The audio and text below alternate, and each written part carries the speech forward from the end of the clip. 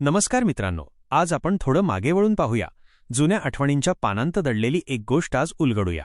बालपणाच्या दिवसांत नेणारा हा मराठी पाठ. गोगलबाई बारशाला जातात. सकाळ झाली. गोगलबाई उठल्या. आपल्या पाठीवरच्या घरातून बाहेर येऊन अंगणात आल्या. सकाळचे कोवळे ऊन खात बसून राहिल्या. तेवढ्यात त्यांची एक मैत्रीण चिऊताई समोरून येताना दिसली. तिला पाहून गोगलबाईंनी विचारले, "काय चिऊताई, आज सकाळीच कसे येणे केले?" चिऊताई म्हणाली, "मी आले आहे बोलावणे करायला. उद्या की नाही माझ्या बाळाचे बारसे आहे. मुद्दाम तुम्हाला सांगायला आले आहे. नक्की यायचे बरे का? आणि हे पहा, लवकरच निघा जरा, म्हणजे वेळेवर पोचाल." "बरा येऊ मी?" असे म्हणून चिऊताई दुसरीकडे बोलावणे करायला लगेच भुर्रकन उडून गेल्या. दुसऱ्या दिवशी गोगलबाई अगदी लवकर उठल्या. घाईघाईने तयार झाल्या आणि लगबगीने निघाल्या. बारशाला वेळेवर जावे म्हणून त्यांनी आपला वेगही बराच वाढवण्याचा प्रयत्न केला. खूप वेळ झाला. सगळी सकाळ गेली. दुपार झाली. दुपारही गेली. संध्याकाळ झाली तरी चिऊताईचे घर काही येईना. लांबूनही ते दिसेना.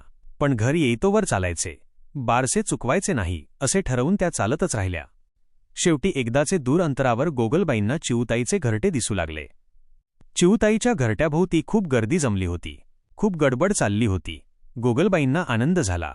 त्यांना वाटले, वजा मंडळी दिसत आहेत, धावपळ चालू आहे, म्हणजे बारसे उरकले नव्हते खास.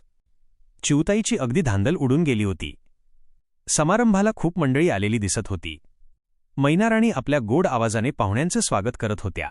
पोपटदादा त्यांना प्रेमाने फांद्यांवर बसवत होता. साळुंकी मावशी गुलाबाच्या पाकळ्यांतून सगळ्यांना मध प्यायला देत होत्या. कावळे काकूसारखी आपली मान इकडे तिकडे करून हवे नको पाहत होत्या. फुलपाखरे मात्र रंगीबेरंगी सुंदर कपडे घालून इकडून तिकडे व तिकडून इकडे उगीचच मिरवत होती.